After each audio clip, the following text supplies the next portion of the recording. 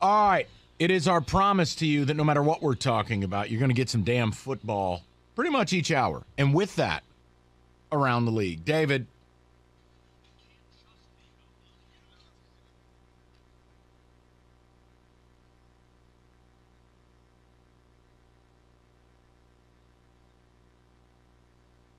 All right, David, what do you have for us? Yeah, I got to get to my favorite, I think the most intriguing off-season storyline in my mind, and it's coming from two different angles for this one. It's Lamar Jackson and the Baltimore Ravens. They just hired a new OC, but there's a report out here saying the Ravens used Lamar Jackson's input for the offensive coordinator search when they hired Todd Monken. Then on the other side of it, there's another report from Jordan Schultz, who covers the NFL, who says the Ravens didn't provide full assurances that Lamar Jackson will return as the team quarterback while they conducted the offensive coordinator interviews. This storyline is, to me, the most intriguing. I don't know what you all's most intriguing storyline is, but it's just funny, the back and forth here. No, it is. No promises. He got input. What are we doing here? Well, again, I'll say it to you. They could tell a player you get input. What's the player going to say? Here's my short list of offensive coordinates? No. Yeah, I think it's burning the candle on both ends. It's keeping Lamar happy, but we're also going to go business as usual.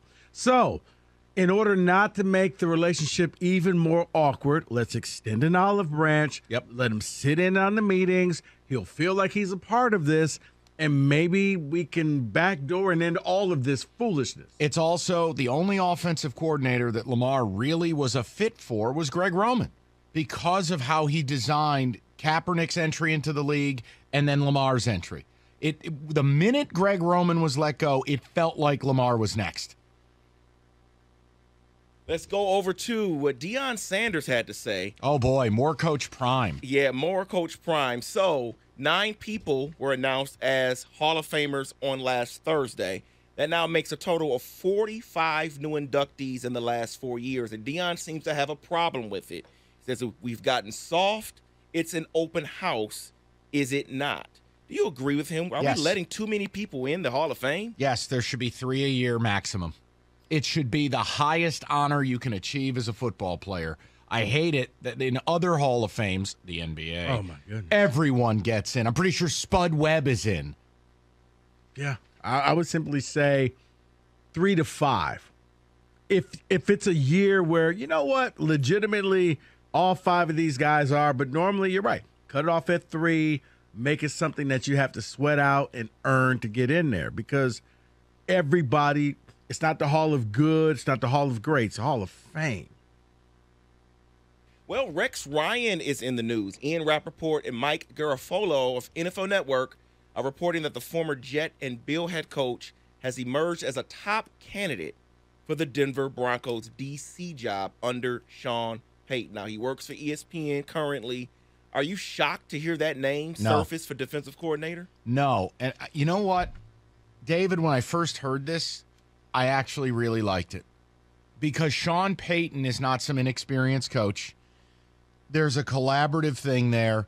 He's got history with his brother, Rob Ryan, and I feel like that's an elite defense. They want to be aggressive. Rex has been away enough that, you know what, this could be fun. I didn't hate it. Rico hates it. I think he's been away too long. So sometimes the game passes you by if you're not active in it.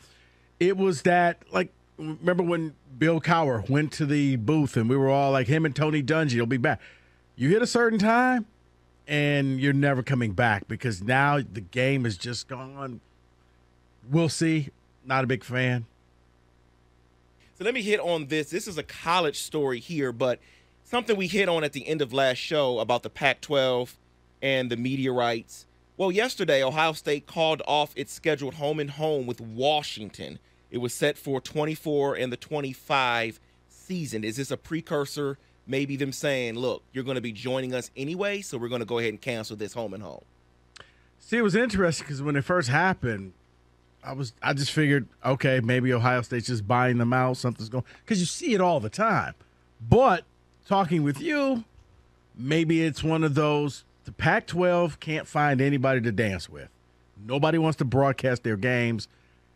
I do think that Washington and Oregon are two most attractive pieces. They're not going to be there. They're not going to settle for pennies on the dollars when other conferences, a.k.a. the Big Ten, will take them. So, yeah, this could mean we're going to play you anyway because you're going to end up in the conference. So rather than, how about we just cancel it and we'll see you when you end up on the Big Ten schedule. Are you guys a fan of domes in the NFL? No, football should be played outside. Yes. It's the biggest misgiving I have about our stadium here. Detroit should be an advantage late in the year. Teams should have to worry about coming here and dealing with our winter. I hate that we play inside. And I've said, you know what? Any new stadium should have the retractable roof. Yes. That you have the opportunity to use the weather to your advantage, or you could close the roof to your advantage if you need to. But only if you store the field outside in moments of low dew point. Well, and you paint it. The reason why I ask you this is because I Which don't way know does if it face the sun? If you've seen what's going on in Chicago. This week they closed on the Arlington Heights property that's outside of the Chicago proper area. But Justin Fields was on a podcast this week, and he says, I hope we get a dome.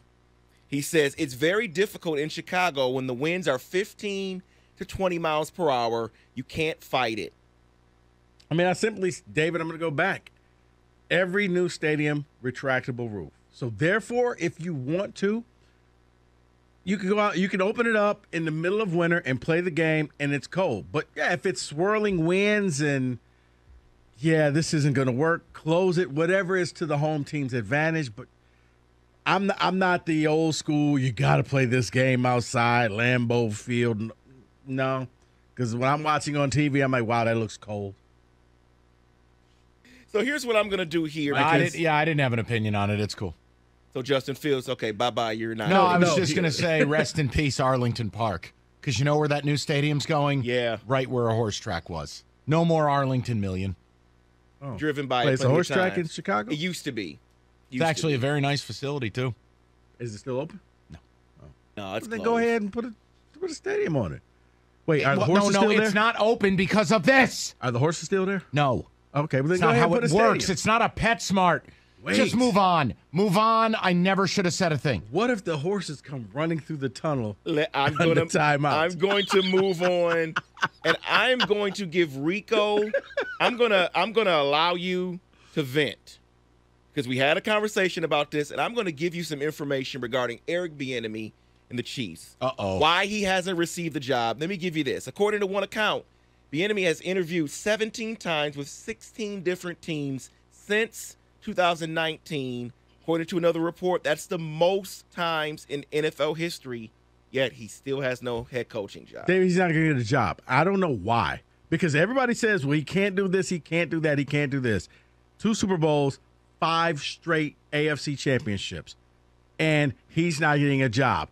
But Ben Johnson, who is yet to see a playoff, he was a hot name, hot offensive mind. Really?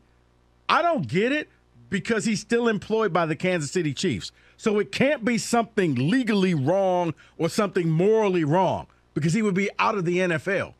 They just don't want to give this man a job. I don't want to hear about the whole, well, he doesn't interview well. You hired Jeff Saturday. Now, the problem is, and I've said this all, the NFL teams are private organizations. You can't make somebody hire anybody. Plain and simple. It's your team. You can hire whoever. But quit with the dog and pony show. He's never going to get a job. And if I'm him, I'm not interviewing anymore. My resume is there. And if I can't get it based off of what I've done, you're hiring clowns, people that are 38, 39, and 40, and you're hoping on their potential. I got the rings. I got the hardware. And I'm getting no shot. And then they say, oh, well, go coach a team. Go be the OC somewhere else. Yeah, you know what? Screw you. I'm not doing that. See, and I'm glad you said that because let me add this real quick because people say, oh, he doesn't call the plays. Neither did Josh Nagy. Neither did Doug Peterson under Andy Reid. And they both got head coaching How many gigs. plays did Saturday call? You're right about that. He ordered popcorn. That's about it. That is about it. And that is in football today.